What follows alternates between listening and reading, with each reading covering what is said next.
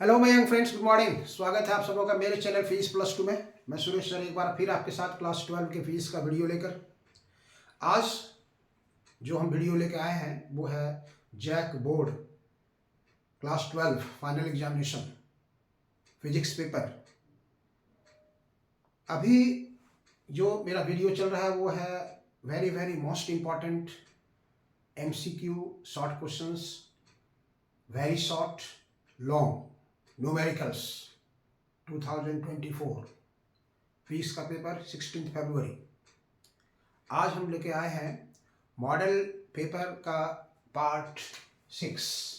ये 6 है और इसमें हम आपको बताएंगे ऑप्टिक्स जो यूनिट है और उसमें पोलराइजेशन ऑफ लाइट जो लास्ट चैप्टर है लाइट का, उसमें एक बहुत ही इंपॉर्टेंट क्वेश्चन आता है, वो है ब्रेविस्टर्स लॉ। इसको हिंदी में कहते हैं ब्रूस्टर का नियम। बहुत ही इम्पॉर्टेंट है।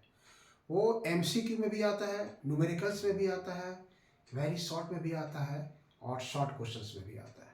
इसलिए आप ये मान के चलिए कि 2024 का जो पेपर होगा उसमें कहीं ना कहीं आपसे इनकी मुलाकात जरूर होगी। इसलिए आप कमर कस के तैयार हो जाइए। मात्र 10 मिनट हमारे साथ रहिए, पेपर लीजिए, पेन लीजिए और शुरू से अंत तक वीडियो के साथ बने रहिए।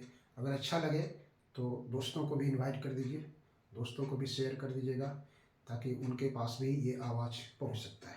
देखिए क्या है आज का पार्ट, हमने लिखा है मॉडल पेपर पार्ट 6। पहला है ध्रुवन कोण किसको कहते हैं। लाइट जो वेव थ्योरी ऑफ लाइट में आप हाइजेंस वेव थ्योरी के साथ इंटरफेरेंस, डिफ्रैक्शन और पोलराइजेशन में अनपोलराइज्ड लाइट और पोलराइज्ड लाइट, अध्रुवित प्रकाश और ध्रुवित प्रकाश आता है। अध्रुवित प्रकाश हम लोग जिसको कहते हैं सूर्य से जो लाइट प्राप्त होता है या कैंडल है, बल्ब है, इस सब से जो रोशनी आपको प्राप्त होती है, जो रे ऑफ लाइट आता है, दैट इज अनपोलराइज्ड। उसमें लाइट में इलेक्ट्रिक वेक्टर वाइब्रेट करते रहता है। जितने डायरेक्शन में इलेक्ट्रिक लाइट जा रहा है उसके बहुत सारे प्लेन है जिसके परपेंडिकुलर वो वाइब्रेट करते रहता है। अगर ये प्लेन ऑफ वाइब्रेशन मतलब जो इलेक्ट्रिक वेक्टर वाइब्रेट कर रहा है डिफरेंट डायरेक्शन में, अगर उसको हम किसी प्रोसेस के द्वारा एक खास दिशा में ही वाइब्रेट करवाएं तो वो कहलाएगा पोलराइज्ड लाइट। Polarised light. तो अनपोलराइज्ड लाइट को पोलराइज्ड लाइट में बदलने का बहुत सा तरीका होता है। यहाँ पर है ये रिफ्लेक्शन के द्वारा। रिफ्लेक्शन के द्वारा यहाँ पे देखिए एक मीडियम है, ये मीडियम है, इस मीडियम का रिफ्रैक्टिव इंडेक्स यहाँ पे म्यू है और यहाँ पे एंगल, ये अध्रुवित प्रकाश है जो इंसिडेंट कर रहा है इस प्लेन के सरफेस पर, ये एंगल ऑफ इंसिडेंस है। तो ये एंगल ऑफ इंसिडेंस अलग अलग हो सकता है, अलग अलग हो सकता है। तो एक खास एंगल ऑफ इंसिडेंस पर यहाँ कुछ लाइट इधर रिफ्लेक्ट हो रहा है और कुछ रिफ्रैक्ट हो रहा है, कुछ परावर्तित हो जा रहा है, अपवर्तित हो जा रहा है। तो एक खास एंगल पर ये जो लाइट परावर्तित होगा वो बिल्कुल प्लेन पोलराइज्ड होगा, समतल ध्रुवित प्रकाश होगा। मतलब इसमें इलेक्ट्रिक फील्ड के वाइब्रेशन का सिर्फ एक ही डायरेक्शन होगा और जो लाइट रिफ्रैक्ट कर रहा है वो अनपोलराइज्ड ही रहेगा, अध्रुवित प्रकाश। तो जिस खास एंगल पर अध्रुवित प्रकाश के आपतित होने से समतल ध्रुवीय प्रकाश, ये परावर्तित प्रकाश पूर्णतः समतल ध्रुवित हो जाता है, उस खास एंगल को हम लोग कहते हैं ध्रुवन कोण। और ये एक्सपेरिमेंटली ब्रूस्टर साहब ने पाया था कि ये पॉसिबल तब होता है जब ये और ये दोनों म्यूचुअली परपेंडिकुलर होते हैं। मतलब इस दोनों के बीच का एंगल 90 डिग्री होता है। परावर्तित किरण और अपवर्तित किरण परस्पर लंबवत होती है, तब ये समतल ध्रुवित प्रकाश होता है और इस एंगल को हम लोग कहते हैं ध्रुवन कोण।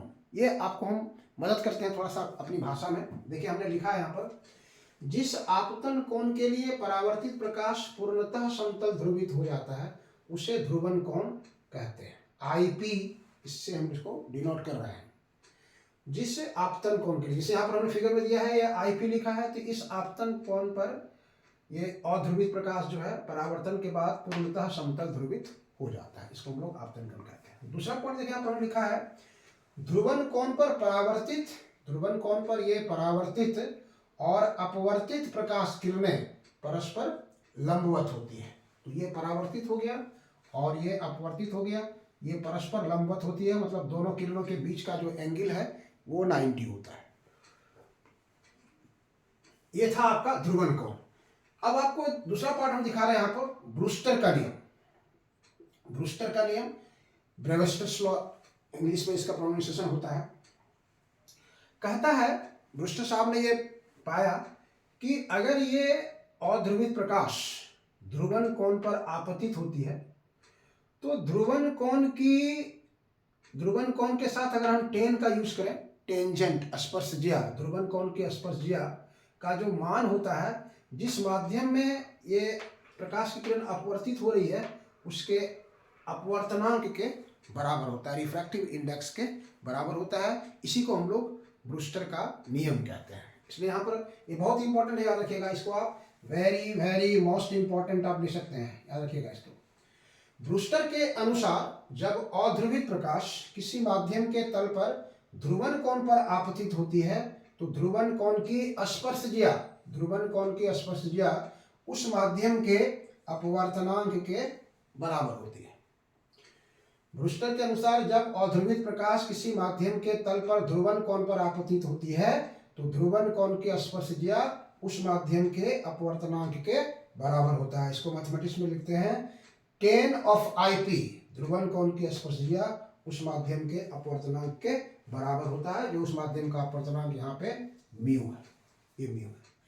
अब इसको हम लोग यहाँ पे प्रूफ करके भी दिखा सकते हैं। इसका हम लोग यहाँ पे प्रमाण दिखाते हैं कैसे ये आता है, इसलिए इसको हम लोग यहाँ पे प्रूफ करते हैं। प्रूफ तो ये जो क्वेश्चन आता है MCQ में आएगा आपको, ब्रूस्टर का नियम क्या है, तो आप याद रखेंगे म्यू इक्वल टू 10 IP। ध्रुवन कोण पर परावर्तित किरण और अपवर्तित किरण के बीच का एंगल कितना होता है, तो 90 डिग्री, आप याद रखेंगे इसको। ध्रुवन कोण की स्पर्शज्या किसके बराबर होती है, तो माध्यम के अपवर्तनांक के बराबर होती है। कैसे होती है आइए आपको दिखाते हैं यहाँ से। अगर ये स्ट्रेट लाइन है तो स्ट्रेट लाइन के बीच यहाँ पर जो एंगल बनेगा वो होगा 180 ये एंगल बनेगा। इसमें आप देखिए ये जो है लाइन, इसके बीच में 3 एंगल है यहाँ पे, क्योंकि ये आपतन कोण है, ये परावर्तन कोण है, तो हम लोग जानते हैं आपतन कोण परावर्तन कोण के बराबर होता है, इसलिए IP will be equal to IP। ये IP हो गया, ये 90 है, और ये अपवर्तन कोण ले लेते हैं हम लोग, इसको अपवर्तन कोण को R ले लेते हैं। तो फिर बता सकते हैं फ्रॉम फिगर आप देख रहे हैं कि IP plus 90 plus R that is 180। यहाँ पे लिख सकते हैं आप इसको इस तरह से, IP plus R that is 180 minus 90, मतलब IP plus R that is 90। इसलिए आप यहाँ से R का वैल्यू निकाल लीजिए, तो ये हो जाएगा आपको 90 माइनस IP। और तब फ्रॉम स्नेल्स लॉ लगाइए, आप स्नेल का नियम लगाइए, फ्रॉम स्नेल्स लॉ, स्नेल्स के नियम का उपयोग कीजिए आप। स्नेल के नियम क्या होता है याद कीजिए, स्नेल्स लॉ क्या है, स्नेल्स लॉ है mu equal to sine I by sine R। यहाँ लिख सकते हैं आप इसको mu equal to sine I, sine I का मतलब हो गया साइन IP, और ये हो गया sine R। This is sine IP, और R का वैल्यू यहाँ से पुट कीजिए, ये हो गया आपको साइन 90 माइनस IP, ये हो गया आपको साइन IP, और ये हो गया आपको sine 90 minus theta that is cos IP, और sine IP by cos IP that is ten IP। इसलिए म्यू इक्वल टू 10 IP। यही है आपको ब्रूस्टर्स का नियम, जो यहाँ पर हम लोग को देखना था, ये प्रूफ करके दिखा दिया। Brewster's law mu equal to 10 IP, तो mu equal to 10 IP, this is Brewster's law जो हम लोग यहाँ पर प्रूफ करना था, और ये प्रूफ कर दिया। तो क्वेश्चन आता है ब्रूस्टर्स के नियम को लिखें, तो आपको ये लिखना है, ब्रूस्टर्स के नियम को लिखें और साबित करें, तब आप इसको साबित करके दिखाएंगे।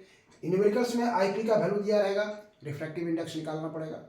दूसरा ऑब्जेक्टिव आएगा कि म्यू का वैल्यू दिया हुआ रिफ्रैक्ट एंगल ऑफ पोलराइजेशन निकालना पड़ेगा। इसलिए ये बहुत ही इम्पॉर्टेंट है, ये आप याद रखेंगे। 2024 के एग्जामिनेशन में आपको कहीं ना कहीं से मुलाकात निश्चित रूप से होगी। तो कैसा लगा आपको मेरा वीडियो? अगर अच्छा लगे तो लाइक करना, सब्सक्राइब करना और शेयर करना नहीं भूलिएगा। यही तो मेरे लिए एनर्जी का काम करता है। चलिए, थैंक यू।